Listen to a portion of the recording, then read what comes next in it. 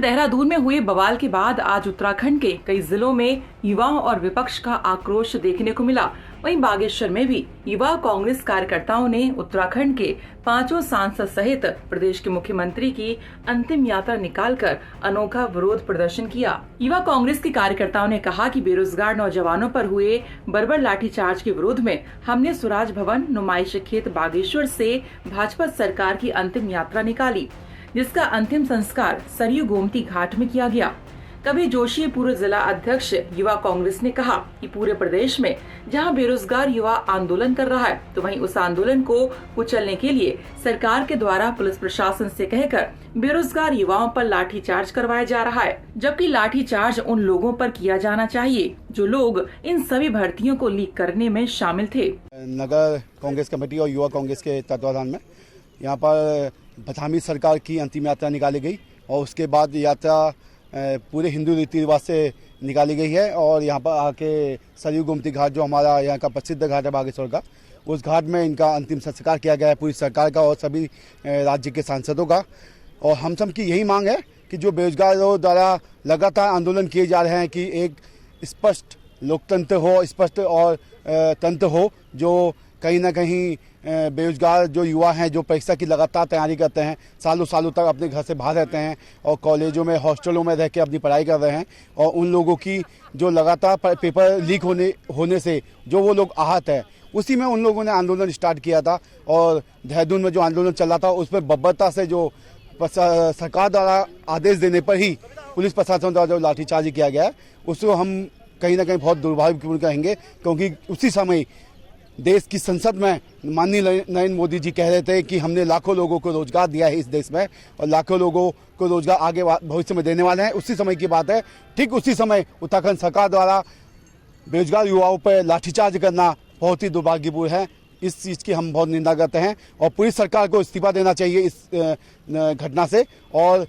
बेरोजगार युवाओं से माफ़ी मांगनी चाहिए। वहीं गोकुल परिहार जिला अध्यक्ष युवा कांग्रेस बागेश्वर ने कहा कि उत्तराखंड का युवा जब सीबीआई की मांग को लेकर देहरादून में लोकतांत्रिक तरीके से धरने पर बैठा था, ऐसे वक्त में प्रदेश सरकार के द्वारा उनकी बात ना सुनते हुए उनके आंदोलन को कुचलना दुर्भाग्यपूर्ण है। कल जो देहरादून में गांधी पार्क में जो बेरोजगार हजारों बेरोजगार युवाओं पर जो लाठीचार्ज हुआ, उसका विरोध में आज हमने उत्तराखंड सरकार का तमाम मंत्री और तमाम सांसद का आज हमने यहाँ पर शव यात्रा निकाली पूरे नगर में। उसके बाद यहाँ पर सरयू और गोमती के घाट पे उनको अग्नि देने का कार्य किया। मेरा कहने का अर्थ है कि इन लोग ने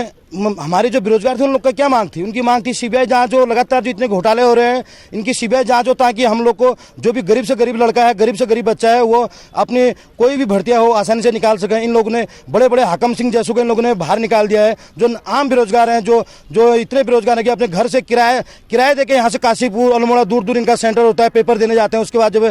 घर आते हैं तो थोड़ा 2 दिन बाद इनको पता चलता है कि ये पेपर लीक हो चुका है। तो इन बेरोजगारों का क्या था? इन लोगों ने कहा कि हमें सीबीआई जांच कराओ टोटल भर्ती परीक्षाओं का, लेकिन इन लोगों ने इसकी जगह में पुलिस प्रशासन का साथ देकर पूरे देहरादून में गांधी पार्कों पे तमाम बेरोजगार युवाओं पर इन लोगों ने लाठीचार्ज किया। इसको विरोध में आज बागेश्वर में तमाम बेरोजगार युवा साथी और यूथ कांग्रेस के साथी और हमारे पूर्व दर्जा मंत्री बड़े भाई राजेंद्र टेंगड़ा जी, पूरे जिला पंचायत अध्यक्ष बड़े भाई हरीश अठानी जी के नेतृत्व में आज हमने धामी सरकार का यहाँ पर शव यात्रा निकाली और यहाँ पर अंत्येष्टि की बागनाथ के यहाँ पर सरयू और गोमती के यहाँ पर। वहीं उत्तराखंड युवा कांग्रेस राज्य कार्यकारी सदस्य उमेश उपाध्याय ने कहा कि प्रदेश की सरकार पूरी तरह तानाशाही पर उतर आई है। युवाओं की बात सुनने वाला कोई नहीं है। जब युवा सत्याग्रह के तौर पर अपनी बात रख रहा था तो उन पर लाठीचार्ज करवाना सरकार की मानसिकता को उजागर करता है कि इनकी मिलीभगत से ही सब हो पा रहा है। उन्होंने ये भी कहा कि युवा अगर गांधी को मानता है तो भगत सिंह को भी मानता है। मैं कहना चाहूंगा कि हमारी जो उत्तराखंड की जनता है, आप देख लीजिए विगत जो इतिहास है 2-3 महीनों का, अंकिता हत्याकांड चाहे ले लो,